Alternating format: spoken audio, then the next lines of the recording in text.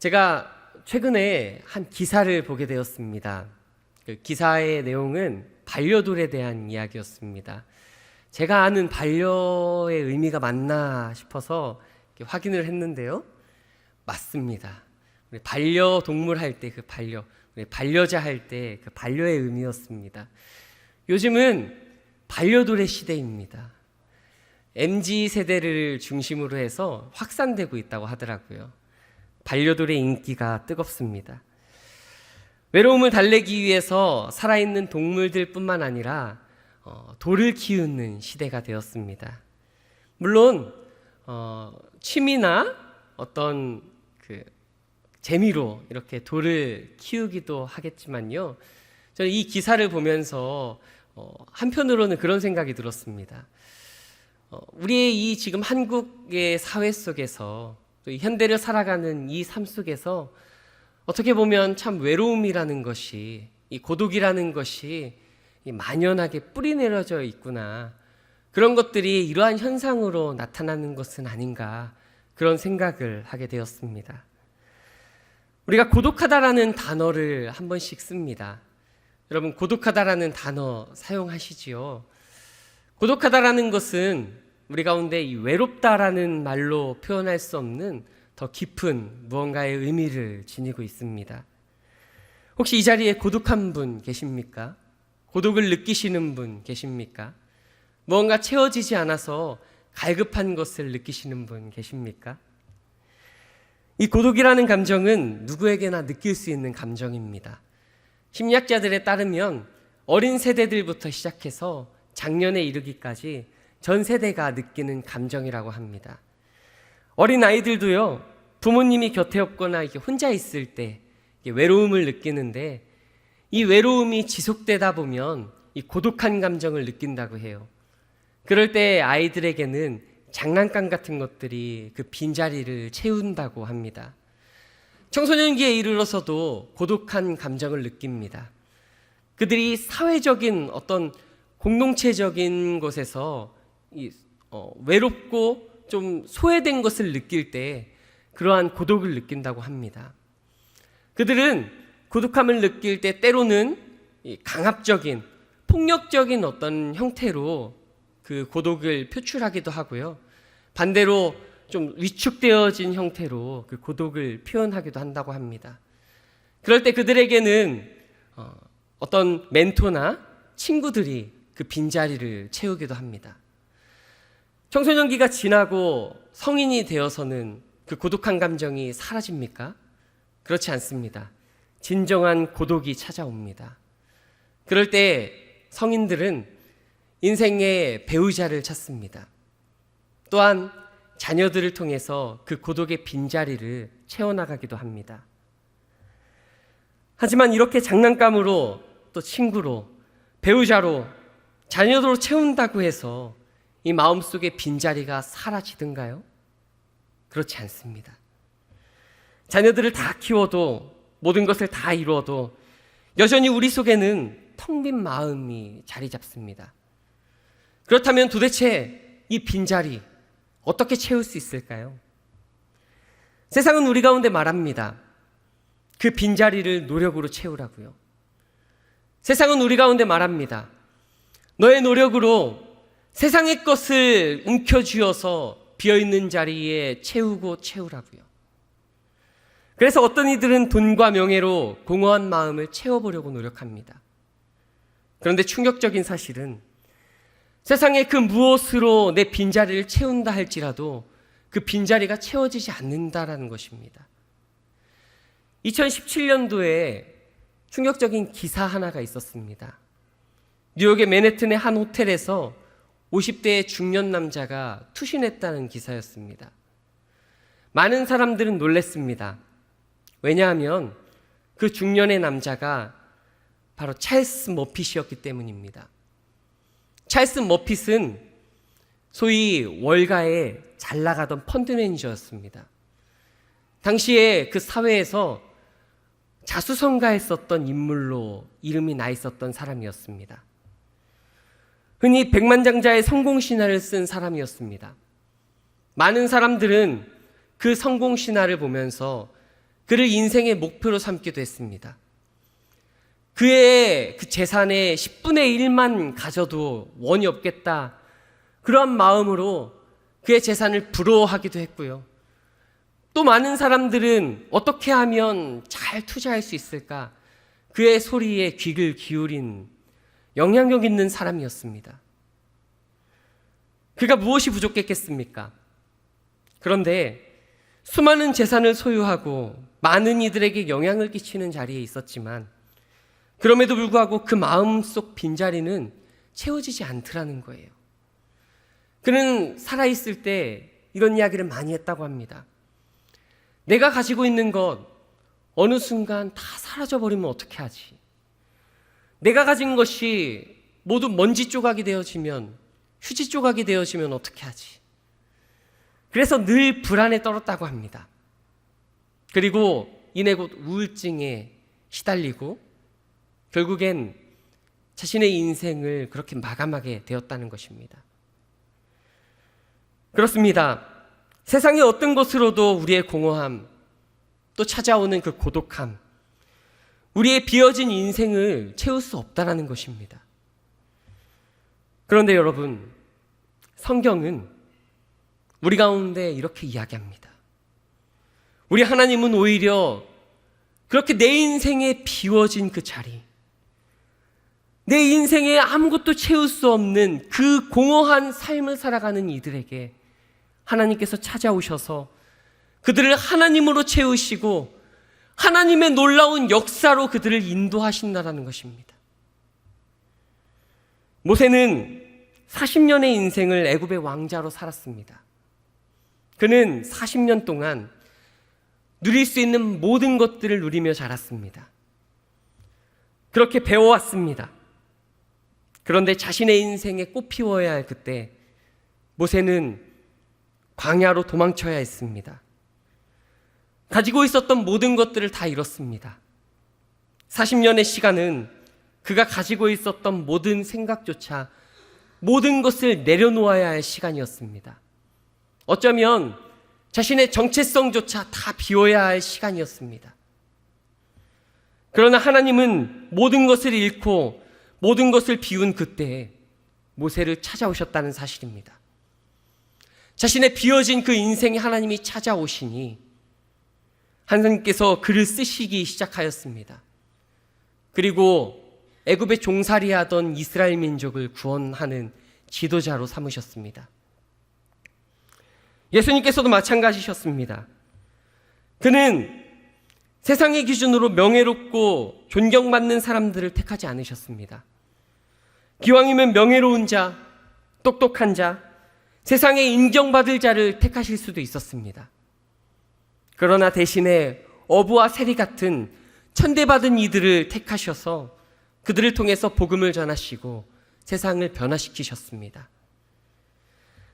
세상은 가득 찬 사람의 역사라 말할지 모르겠습니다. 돈 많은 사람, 명예로운 사람, 대단한 사람들의 역사라 생각할지 모르겠습니다.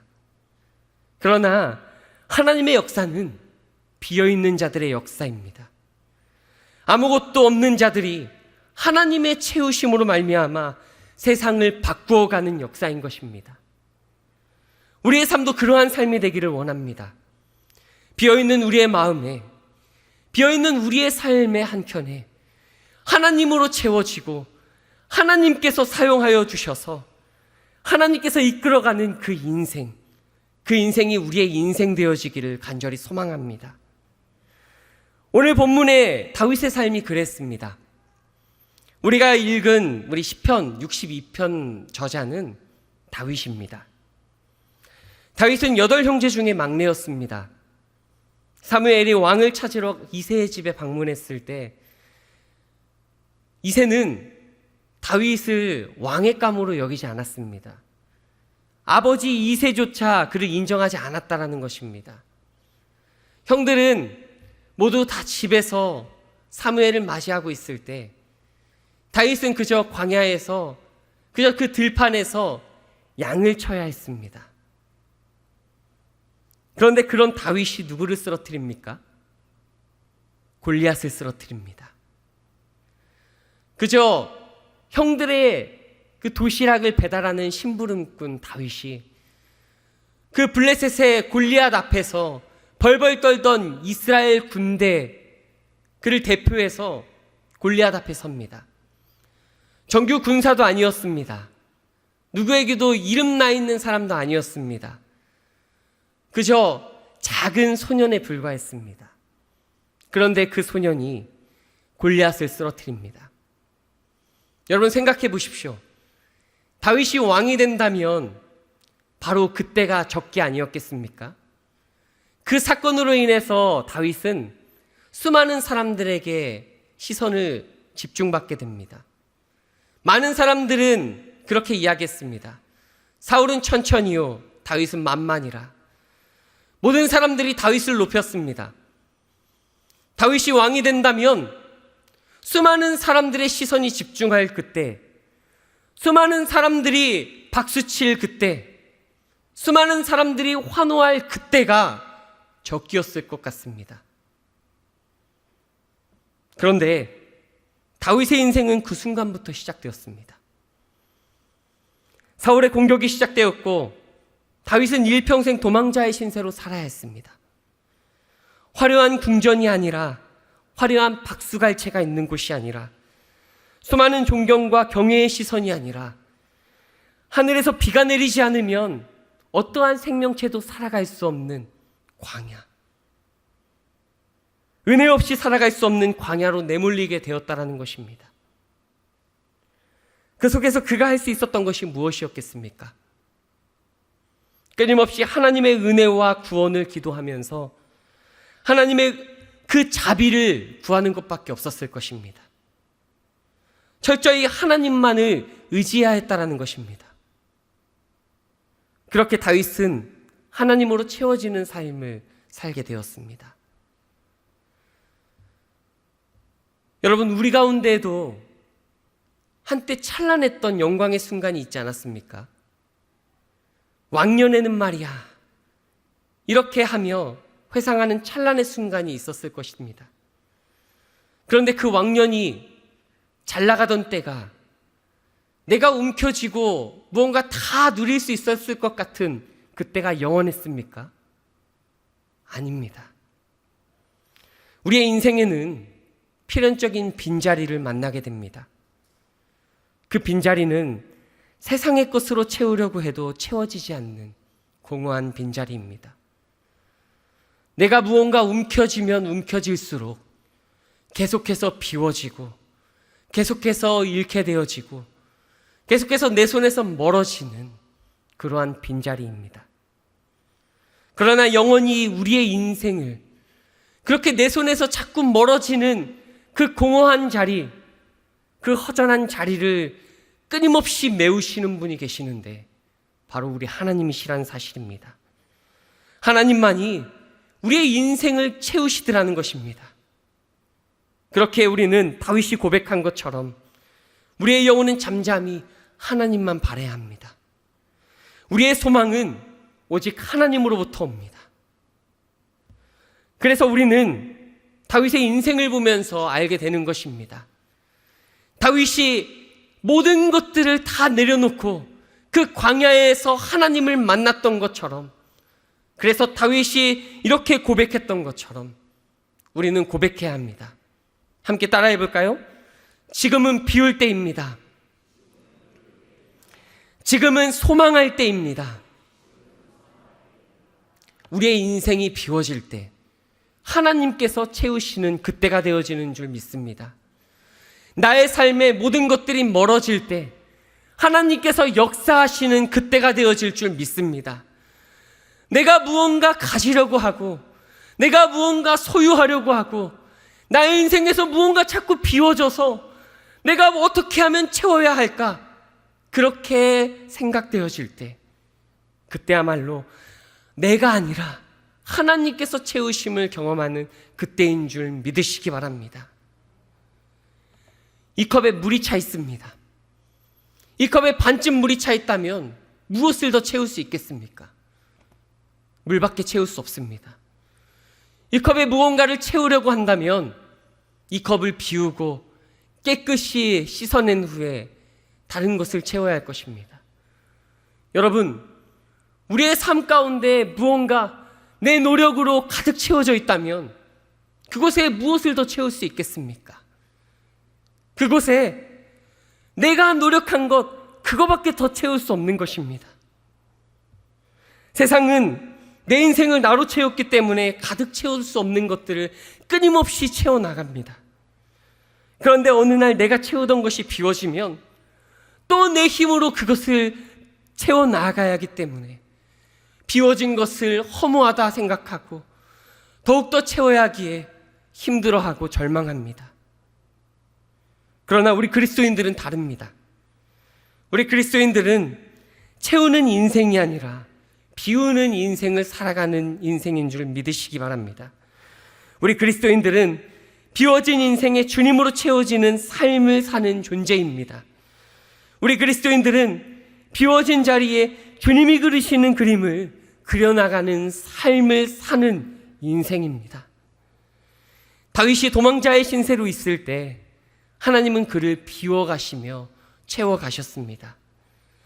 하나님이 다윗의 인생을 비우실 때 다윗은 더욱 하나님을 의지하며 소망하게 되었습니다. 우리의 인생도 마찬가지입니다. 우리의 인생에 무언가 채워지지 않는 것 같고 원하는 대로 내가 기도한 대로 되어지지 않을 때 우리는 절망하지 말고 소망하십시오. 하나님이 우리를 어떻게 채우실지 기대하십시오. 다윗은 오늘 그것을 인생에서 깨달은 것입니다. 그래서 9절에서 이렇게 고백합니다. 함께 봉독합시다. 아, 슬프도다. 사람은 입김이요 인생도 속임수니. 사람의 인생은 허무하다는 것입니다. 무언가 채워도 다 채울 수 없는 그 인생, 채우지 못할 것을 쫓아가는 그 사람의 인생은 속임수라는 것입니다. 그래서 이렇게 말합니다. 우리 10절 말씀 함께 봉독합시다. 보악을 의지하지 말며 탈취한 것으로 허망하여지지 말며 재물이 늘어도 거기에 마음을 두지 말지어다. 아멘. 그렇다면 우리는 어디에 마음을 두어야 할까요? 우리는 권능은 하나님께 속하였도다. 권능은 하나님께 속하였도다. 오직 하나님께 우리의 마음과 우리의 시선을 두어야 할 줄 믿습니다. 우리의 인생의 마음을 하나님께 두어야 되는 줄 믿습니다. 한 부자 청년이 예수님께 왔습니다. 그리고 묻습니다. 예수님, 내가 무엇을 하여야 영생을 얻겠습니까? 그러자 예수님이 이렇게 말씀하십니다. 계명을 지키라. 그러자 다시 청년은 자랑스럽게 말합니다. 제가 그것을 다 지켰습니다. 그러자 예수님이 그 청년에게 이렇게 말씀하십니다. 그렇다면 너의 그 모든 소유를 다 팔아서 가난한 자들에게 나눠주고 너는 나를 따라라. 이 청년은 자신의 인생에 무언가를 더 채우기 위해서 예수님께 나왔습니다. 무엇을 하면 내 인생을 더 채울 수 있을까? 어떤 노력을 하면 나의 비어진 그 자리에 더욱더 채울 수 있을까?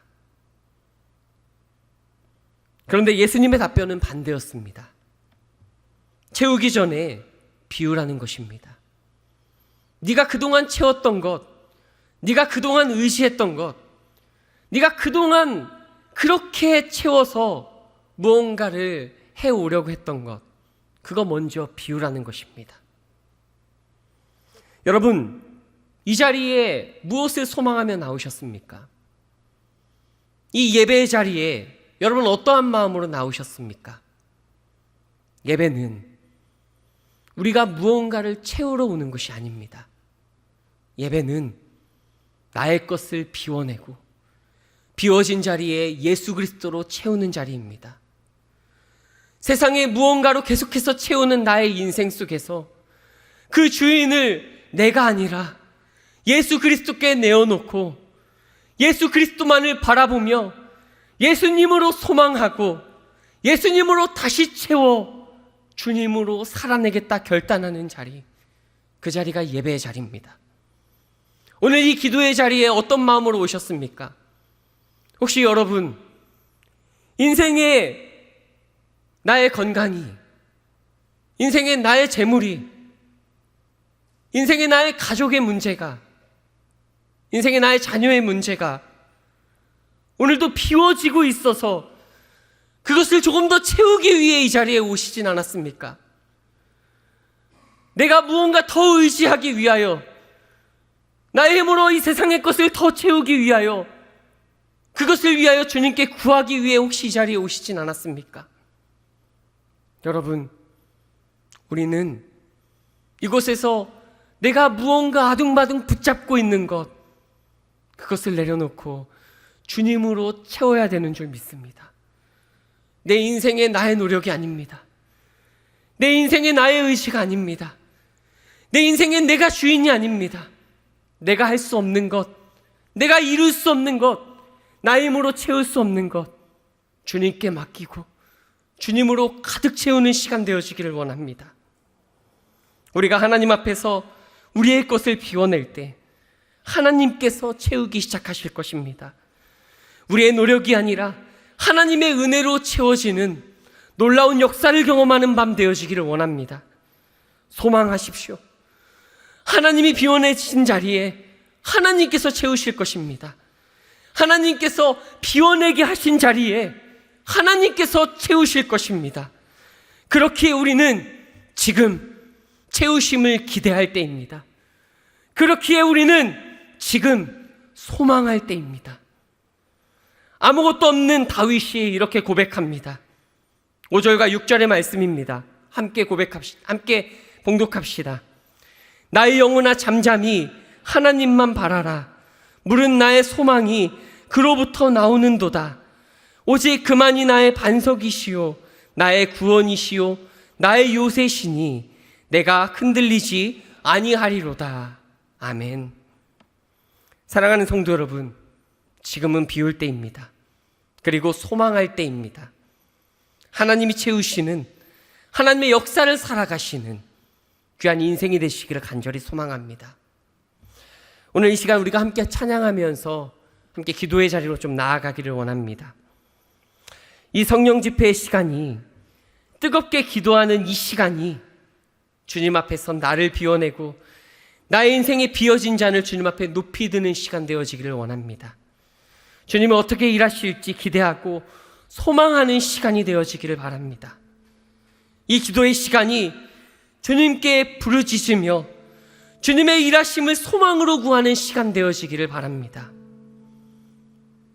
나의 가정 가운데, 나의 인생 가운데, 나의 관계 가운데, 나의 경제적인 문제 가운데, 나의 직장의 문제, 나의 자녀의 문제, 그 모든 문제 가운데 나의 의지, 내가 주인 되어진 것 다 내려놓고 주님 앞에 구하며 나아갑시다.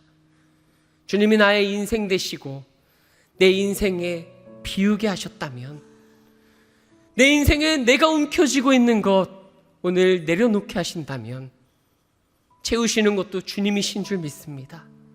주님, 오늘 이 시간 가운데 나의 삶을, 나의 마음을, 나의 인생을 주님으로 채우기를 소망하오니 나의 비어진 인생에 찾아오셔서 주님 역사하여 주시옵소서. 나라의 문제가 답답하시고 답이 없다고 생각하십니까? 여러분의 입술에서 계속해서 불평과 원망만 쏟아놓고 계십니까? 그렇다면 그때야말로 주님이 일하심을 기대할 때입니다. 나라의 문제, 주님 앞에 부르짖고 기도합시다. 주님이 어떻게 역사하시고 우리의 나라를 이끌어 가시는지를 묵묵히 기도함으로 바라봅시다. 그렇게 구하는 기도의 시간이 되어지기를 원합니다. 교회의 문제, 모든 문제들 주님 앞에 그렇게 구하며 나아가는 시간 되어지기를 원합니다. 우리 같이 한번 찬양합시다.